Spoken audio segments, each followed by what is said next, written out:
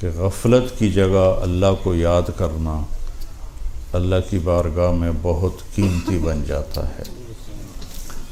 تو ویسے تو پوری دنیا اس وقت غافل ہے، یعلمون ظاہرا من الحیات الدنیا وہم عن الآخرۃ ہم غافلون، صرف یہ دنیا کے پیچھے بھاگ رہے ہیں۔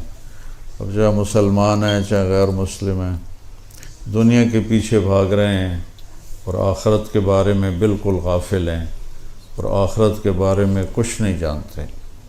بالکل غفلت ہے، جیسے موت ہے ہی نہیں۔ اب ہے تو صحیح، تو جیسے موت کے بعد زندگی کوئی نہیں۔ انسان جو کچھ بناتا ہے کماتا ہے کہ اس کو پتہ ہی نہیں چل رہا کہ میں نے کون سی سڑک لینی ہے، کس طرف میں نے مڑنا ہے، تو ویسے ہی پریشان ہو کے سوچ رہا ہے۔ یہ شک ہے۔ اس سے ایک نرم لفظ ہے، وہ ہے مریا۔ شک بھی قرآن میں آیا ہے، بل ہم فی شک منہا بل ہم منہا عمون۔ پھر ہے مریا، فلا تک فی مریۃ من لقائہ۔ مریا کیا ہے کہ آپ کا دماغ ایک طرف ہو جاتا ہے کہ یار یہ جو سڑک جا رہی ہے نا، یہ غالباً الیاس مسجد کی طرف جا رہی ہے۔ ابھی ایک سٹیپ آپ نیچے آ گئے، پہلے نہ ادھر فیصلہ نہ ادھر فیصلہ۔ اب آپ کا دماغ فیصلہ کر رہا ہے کہ یہ ادھر جا رہی ہے، یہ سڑک جا رہی ہے، شاید، یقین نہیں ہے۔ تو ایک طرف کا خیال غالب آ گیا، اس کو کہتے ہیں مریا۔ ریب کسے کہتے ہیں؟ جس کو اللہ نے کہا ہے کہ میری کتاب میں ریب کوئی نہیں۔ ریب ہے کہ آپ سڑک پر پہنچتے ہیں اور آپ کے دل میں خیال آتا ہے کہ الیاس مسجد کدھر ہے، تو فوراً آپ کی نظر سائن بورڈ پر پڑتی ہے اور ایرو کا نشان نظر آتا ہے، او لب گئی۔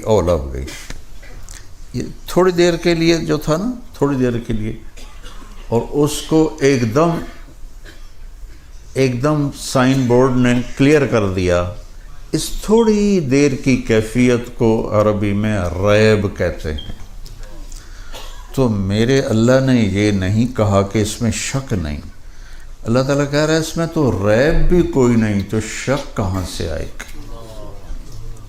احکمت آیاتہ ثم فصلت من لدن حکیم خبیر۔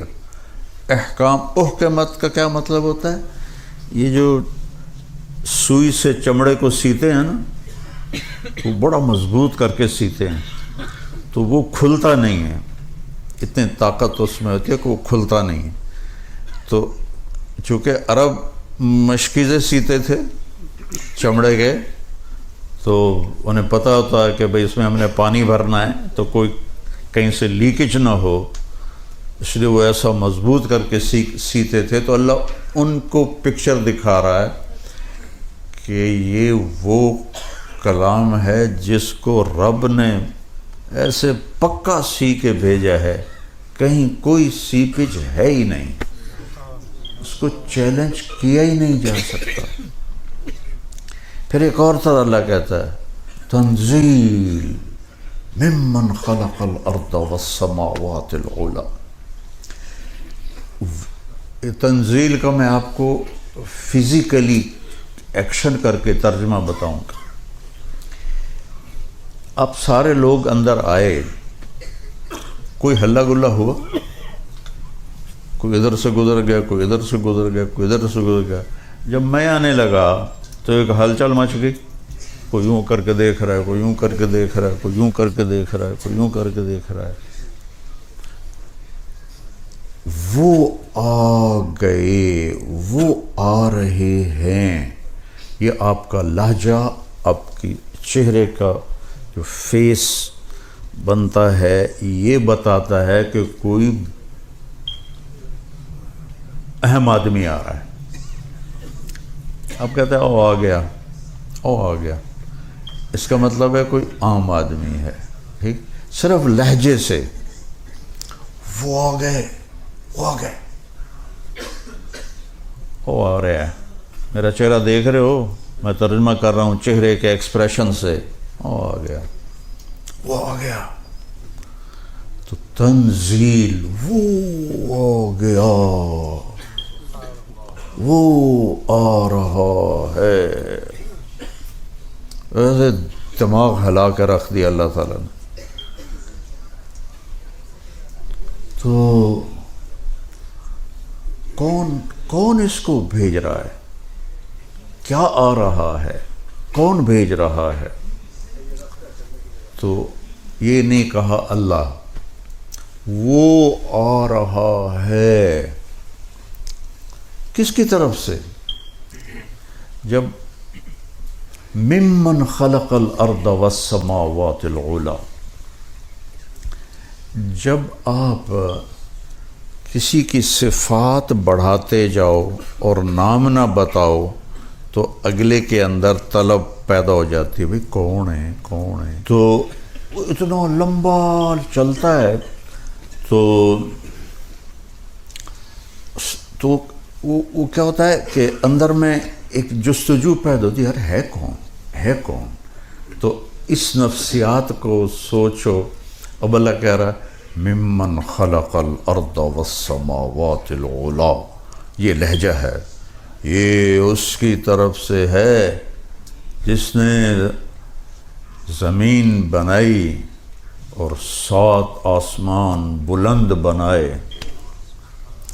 ممن خلق الارض والسماوات العلی، بلند آسمان اور دھرتی، زمین کو اللہ تعالیٰ، ہماری زمین ہے 24,000 کلومیٹر، ٹھیک، میں یہ سوچا کرتا تھا کہ اس کو تو اللہ نے 1 سیکنڈ میں بنا دیا ہوگا، 6 دن میں جو ساری کائنات بنائی، یہ سارا نیچے جو سسٹم چل رہا ہے یہ 3% میں نظر آ رہا ہے، 97 جو ہے % اس میں روشنی کوئی نہیں، وہ تو نظر آتا ہی نہیں، 3% جو نظر آ رہا ہے اس کے لیے اندازہ لگایا گیا ہے یہ ناسا والوں کا کہ اگر ایک جہاز 1 کھرب سال روشنی کی رفتار سے اڑتا رہے تو بھی اس کے دوسرے کنارے پر نہیں جا سکتا، 100 بلین لائٹ ایئر جہاز اڑے تو یہ 3% کو پار نہیں کر سکتا۔ تو پہلا آسمان کتنا بڑا ہے، اور دوسرا، پھر تیسرا، پھر چوتھا، پھر 5واں، پھر 6واں، پھر 7واں، پھر کرسی، پھر عرش، پھر جنت، پھر جہنم، ذرا آپ تصور تو کرو۔ تو میں یہ سوچتا تھا کہ زمین تو اللہ نے ہمیں بناتی ہونی 2 سیکنڈ 24,000 کلومیٹر۔ حامیم سجدہ پڑھتے ہوئے کبھی کبھی غور سے قرآن پڑھنے کی توفیق ملتی ہے تو میں ایسے ہل گیا، قُلْ أَإِنَّكُمْ لَتَكْفُرُونَ بِالَّذِي خَلَقَ الْأَرْضَ فِي يَوْمَيْنِ وَتَجْعَلُونَ لَهُ أَنْدَادًا ذَلِكَ رَبُّ الْعَالَمِينَ وَجَعَلَ فِيهَا رَوَاسِيَ مِنْ فَوْقِهَا وَبَارَكَ فِيهَا وَقَدَّرَ فِيهَا أَقْوَاتَهَا فِي 4 أَيَّامٍ سَوَاءً لِلسَّائِلِينَ۔ کس رب کا